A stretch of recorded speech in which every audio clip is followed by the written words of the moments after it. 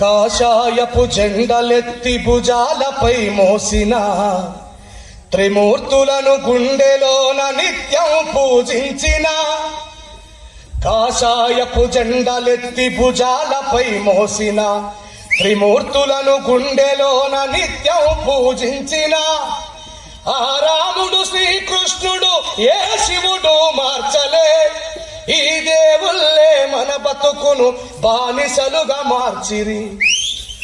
మహమ్మదీయ మతము మారి మసీదుకే వెళ్ళిన, అల్లాకే అంటరాని జాతుల కథ చెప్పిన.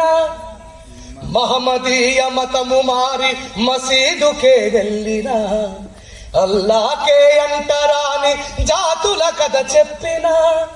చంద్రవంక నుండి దిగి చేయూతను యువలే, అతి శూద్రుల విన్నపాలు విని బ్రతుకు మార్చలే. ఈ దేశంలో క్రైస్తవులుగా మారుతున్నటువంటి, మన కళ్ళ ముందర క్రైస్తవులుగా మారుతున్నటువంటి సమాజం ఏదైతే ఉన్నదో, 16వ శతాబ్దానికంటే ముందు ఈ దేశంలో ఉన్నటువంటి దళితులే ముస్లింలుగా మారిన. ముస్లింలు ఎవరు కాదు, మన రక్త సంబంధికులు అనే విషయాన్ని మీరు గుర్తుపెట్టుకోవాలి. ఇక చర్చికెళ్ళి యేసయ్యకు ఎంత మొక్కుకున్నను, కన్నీళ్లతో కాళ్ళు కడిగి కనుల కద్దుకున్నను. చర్చికెళ్ళి యేసయ్యకు ఎంత మొక్కుకున్నను, కన్నీళ్లతో కాళ్ళు కడిగి కనుల కద్దుకున్నను. ఈ దళిత జీవితాల్లో వెలుగు రాలే కదా, తరతరాల దారిద్ర్యం పోలే కదా. భారత భవిష్యత్తు మార్చెను మానవతా మూర్తిగా, భారత రాజ్యాంగమిచ్చి మన బతుకులు మార్చెనుగా. ఈ గుడి మసీదు చర్చీలకు రాజ్యాంగమే రక్షగా, నీ దేవుడనే వాడి నుదిటి రాత మార్చినాడుగా.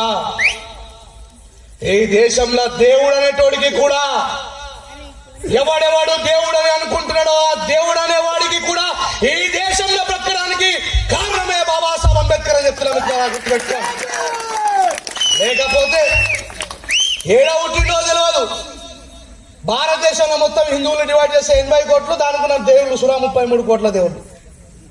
కుక్క దేవుడే, నక్క దేవుడే, ముసలి దేవుడే, చేప దేవుడే, తాంబేలు దేవుడే, గడ్డీర్క దేవుడే, పంది దేవుడే, పక్షులు దేవుడే. అరే what is this bloody nonsense. మళ్ళీ ఏమంటాడు, మనోళ్ళు ఏమంటారు, జీవకారుణ్యం. కుక్క నక్కల దైవ రూపాలుగా గొలిసి పందినందిని చూస్తే పడి మొక్కుతుంటారు. చీమలకు చక్కెర, పాములకు పాలోసి జీవకారుణ్యమే జీవితం అంటారు. తోడ పుట్టిన వాళ్ళ ఊరవతలికి నెట్టి కులమంటూ ఎల మీద కలహాల గిరిగీసి మాయమైపోతున్నాడమ్మా మనిషన్నవాడు. ఓహో మచ్చుకైనా లేడు చూడు మానవత్వం ఉన్నవాడు. అంటే